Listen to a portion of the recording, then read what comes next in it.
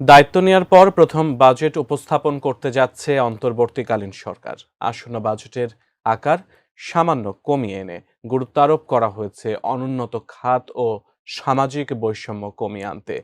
এখন পর্যন্ত বিভিন্ন সূত্রে পাওয়া তথ্য বলছে, চলতি অর্থবছরের থেকে আগামী অর্থবছরে বাজেটের আকার বাড়তে পারে ৫১,০০০ কোটি টাকা, যেখানে প্রবৃদ্ধির লক্ষ্যমাত্রা ৫.৫%। বার্ষিক উন্নয়ন কর্মসূচি এডিপিতে বরাদ্দ বাড়তে পারে ৫,০০০ কোটি টাকা, বেতন ভাতায় ৮,০০০ কোটি টাকা, আর সুদ পরিশোধ বাড়তে পারে ৭,০০০ কোটি টাকা। মূল্যস্ফীতি ৭% মধ্যে রাখার চেষ্টা করা হবে। 2025-26 সালের বাজেটে মহার্ঘ ভাতা রাখা হবে। ইতিমধ্যে অর্থ মন্ত্রণালয় থেকে বলা হয়েছে 2025-26 অর্থ বছরের বাজেট ঘোষণা করা হবে। তবে এই বাজেটের মধ্যে মহার্ঘ ভাতা রাখার বিষয়টি সুনিশ্চিতভাবে বলা সম্ভব না হলেও অনেকে বলতেছেন সীমিত হারে হলেও মহার্ঘ ভাতা কার্যকর করা হবে। 2025-26 অর্থ বছরের বাজেটে সরকারি চাকরিজীবীদেরকে মহার্ঘ ভাতা দেওয়া হলে তাদের বিভিন্ন ধরনের সমস্যার সমাধান হবে।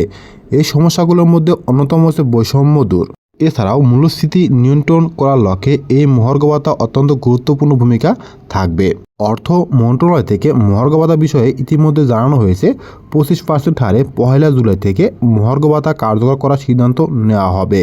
আপাতত বাংলাদেশের অর্থনৈতিক অবস্থা অনেকটা স্বাভাবিক অবস্থায় আছে।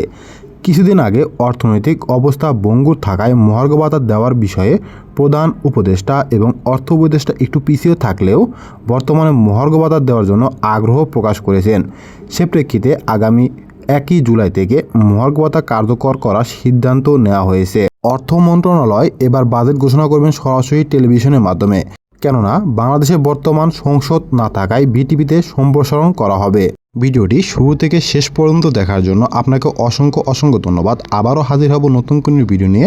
আশা করি সে পর্যন্ত সবাই ভালো থাকবেন। আসসালামু আলাইকুম।